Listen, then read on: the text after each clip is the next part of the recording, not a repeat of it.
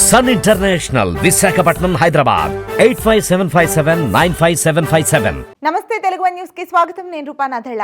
తెలంగాణలో ఇక స్థానిక పోరుకు రంగం సిద్ధమవుతోంది.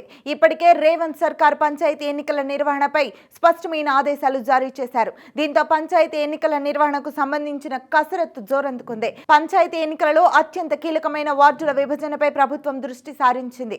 రాష్ట్ర వ్యాప్తంగా అన్ని జిల్లాల్లోని గ్రామ పంచాయతీల్లో వార్డుల వారీగా ఓటరు జాబితాను తయారు చేయాలని నిర్ణయించింది.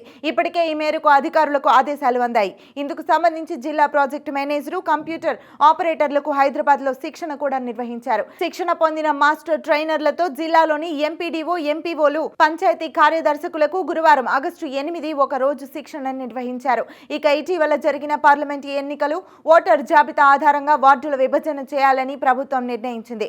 ఇందుకు సంబంధించి పార్లమెంట్ ఎన్నికల్లో ఓటర్ జాబితాను అందించాలని ఎన్నికల సంఘానికి ప్రభుత్వం లేఖ రాసింది.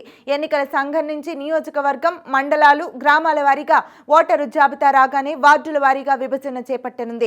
వార్డుల విభజనకు సంబంధించి పాటించాల్సిన మార్గదర్శకాలపై మాస్టర్ ట్రైనర్లకు హైదరాబాద్ లో శిక్షణ ఇచ్చారు.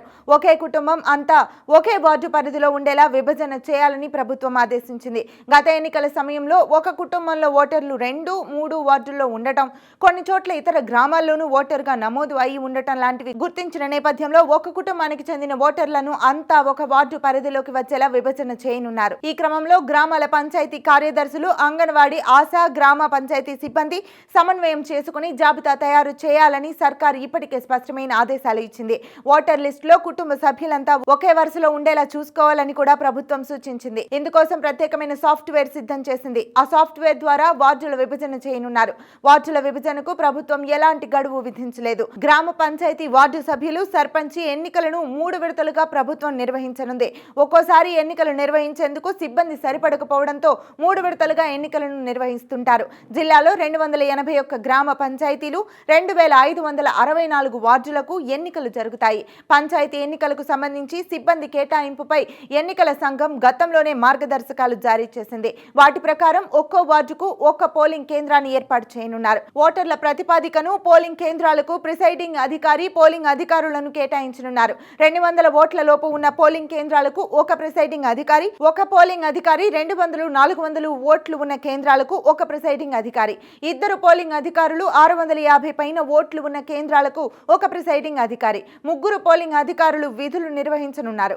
650 ఓట్ల పైన ఉన్న గ్రామాల్లో 2 పోలింగ్ కేంద్రాలను ఏర్పాటు చేయాలని ఎన్నికల సంఘం గత ఏడాది డిసెంబర్లో సూచించింది.